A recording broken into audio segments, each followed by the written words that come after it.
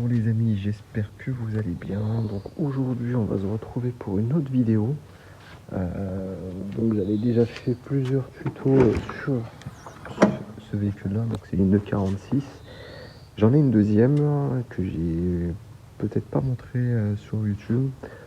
Et dedans je fais une petite prépa pour circuit. Donc sur l'autre véhicule c'est un N42 de mémoire. B20A, je crois, quelque chose comme ça, avec 143 chevaux. Et là, on va s'attarder sur celui-là. Donc lui, on va changer aujourd'hui les bobines d'allumage. J'avais changé toutes les bougies en mettant des bougies en iridium. Et puis, j'avais pas reçu toutes les bobines renforcées parce qu'ils étaient en rupture de stock. Donc, on va faire ça tous ensemble. Et puis, dans une autre vidéo, je vais vous montrer par rapport aux différentes fuites sur la climatisation. Moi, j'avais une petite fuite sur celui-là, mais au final, il a fini par péter. Et puis, j'avais une fuite sur la bomboîte déshydratante là, que vous voyez certainement ici. Là. Donc, on verra tout ça ensemble. Alors, première étape sur cette motorisation-là. Donc, pour le plus simple, sauf si vous avez déjà changé les bobines dans le fond, vous ne serez pas forcément obligé de démonter tout ça. Moi de mémoire, je ne les ai pas démontées, celles du fond, donc je vais devoir enlever le filtre habitacle là. Donc je récupère les outils et je suis à vous. Bon, du coup les petits prérequis. Un Torx de T30 pour enlever le filtre habitacle. Un petit cliquet avec une rallonge douille de 10. Petit tournevis plat pour les petits capuchons en plastique. Un petit aimant et puis ensuite de quoi mettre vos vis. Bien évidemment les bobines, moi j'en ai 4 parce que j'en ai déjà 2 de montée. 4 bobines performance. Donc renforcées. Donc ça va être pour les motorisations M54. De mémoire ça rentre également sur les M50, M52. Et puis celle-là c'est pour tout ce qui va être N52. Et d'ailleurs c'est ce que j'ai monté sur le 530 E60. Avec motorisation N52, B30, quelque chose. Donc voilà. Alors vous allez devoir enlever, comme je vous l'ai indiqué dans un premier temps, le filtre habitacle. Bon aussi c'est simple, hein, il y a 3 clips, vous déclipsez les 3, 2 et puis 3. Ensuite c'est tout simple, ça se retire. Vous avez juste à le tirer vers vous. Hop. Et ça s'enlève ensuite. Donc, première pièce de retirer. Ceux qui ont vu, il y a la merguez derrière, là, faut que je la refasse.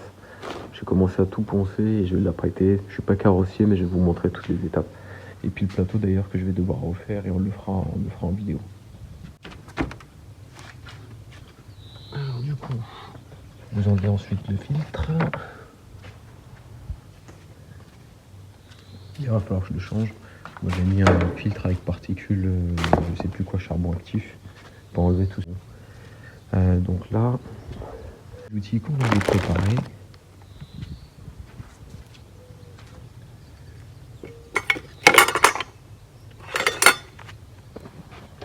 Là vous avez 4 vis à retirer. 4 vis Torx. Vous en avez une là, une là, une là et une au fond. Bon, je les enlève et je vous reprends. Bon, donc là, lorsque vous avez enlevé les 4 vis, vous allez pouvoir déclipser ici.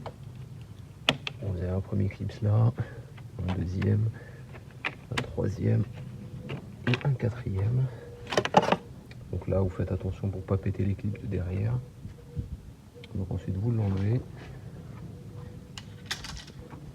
Là, ensuite, vous décrochez les différents câbles ici. Vous attirez doucement, ensuite ça s'enlève facilement. Et lorsque vous avez enlevé du coup les 4 vis, donc en fait c'est juste emboîté. Donc là vous tirez vers vous et vous levez en même temps, vous tirez, vous levez et ça va s'enlever. Voilà, donc comme ça. Ensuite, donc là vous allez avoir les différents clips à enlever.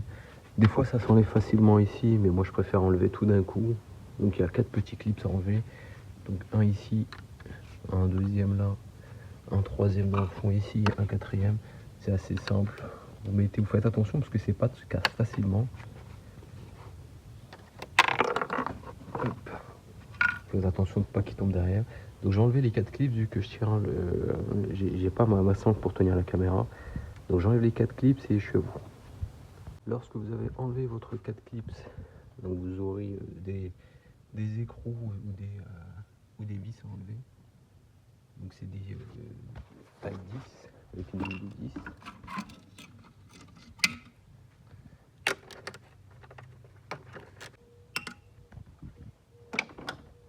Donc là, lorsque vous avez enlevé vos deux vis ici, en fait, là il y a des crochets.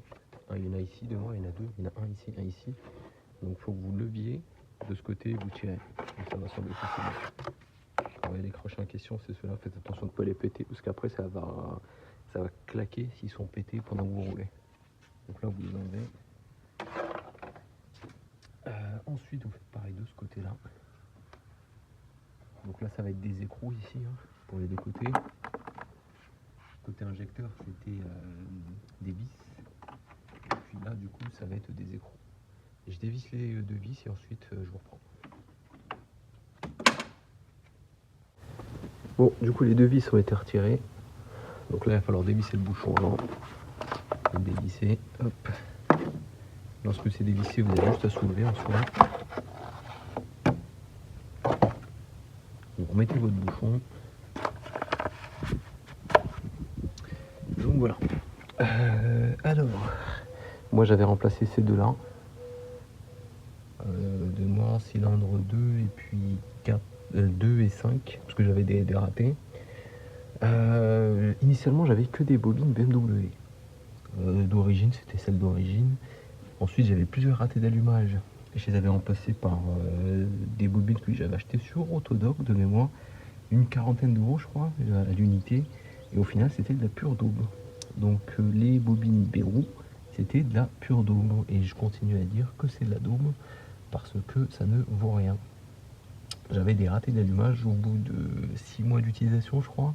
J'en avais deux qui avaient sauté. En l'occurrence, celle-ci et puis celle-ci. Donc du coup, j'ai dû remettre d'anciennes BMW qui étaient, bon, moi je les avais changées par précaution. Et au final, ça m'a fait que des ratés d'allumage. Donc j'avais changé les bobines et plus de ratés d'allumage. Je suis passé sur celle-là et au final, tout est impeccable.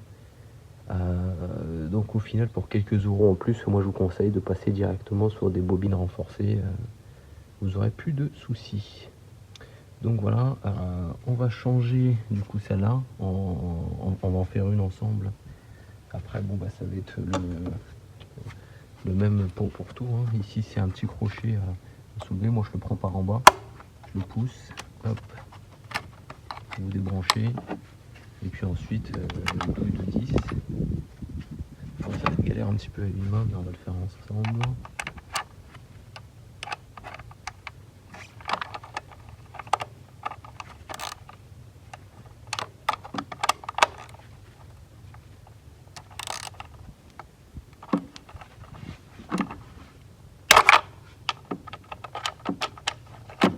J'avais serré ça comme un porc.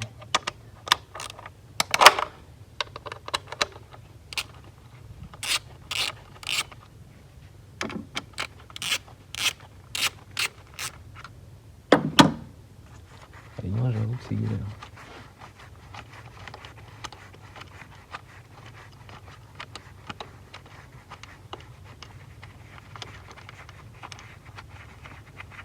Bon, ça va se faire assez rapidement en soi. Normalement, pour 5-10 minutes, c'est bouclé pour changer toutes les bobines.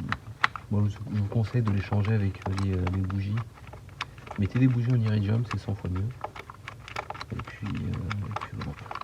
J'en ai profité pour changer mon joint de collecteur. Voilà, vous avez un peu d'huile. Si vous êtes un gros porcasse porciné comme moi, vous mettez de l'huile sans entonnoir, forcément ça en fout à côté. Mais sinon, le joint de collecteur, je le change généralement tous les ans à peu près. Parce que sur ces modèles-là, c'est une maladie. Là, j'avais pas essuyé, mais il en restait un petit peu. Et après, ça s'enlève direct. Contrôlez le puits. Mais en soi, si vous avez une fuite, vous allez avoir de l'huile dans dans le puits. Donc comme ça, profitez-en pour changer le joint. Si vous prenez des joints de merde, vous allez le faire quasiment tous les ans. Donc après voilà. Bon, je vais changer toutes les bobines et je vous reprends. Donc en soi, vous avez 2 vis à chaque fois. Vous avez que sur la première et la dernière que vous allez avoir un câble en plus à fixer avec la bobine. Sinon, tout le reste seront pareils. Bon, je vous reprends dès que j'ai changé toutes les bobines.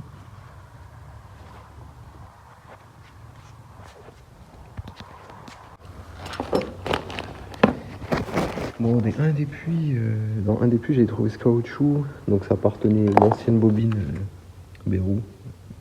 Donc ça confirme le fait que je dis que c'est de la pure double. Donc si on regarde un petit peu, elle m'a l'air d'être plutôt neuve encore. Hein. Mais au final, j'ai les ratés avec celle-là sur quelques cylindres. Et quand je change de bobine en mettant soit une bobine BMW ou Perfo, j'ai plus de soucis. Donc moi je vous déconseille de partir sur des bobines hors BMW ou hors bobine renforcée. Après si on regarde la gueule que ça a, bon après c'est pas pour faire de la pub de la façon de produit. De toute façon à ce stade je suis dessus par personne. Si on regarde la gueule que ça a, je mets peut-être cette lumière.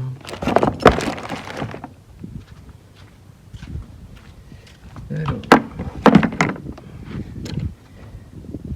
Donc sur la Bérou, on voit qu'elle a une forme un petit peu bizarre comparée à la BMW.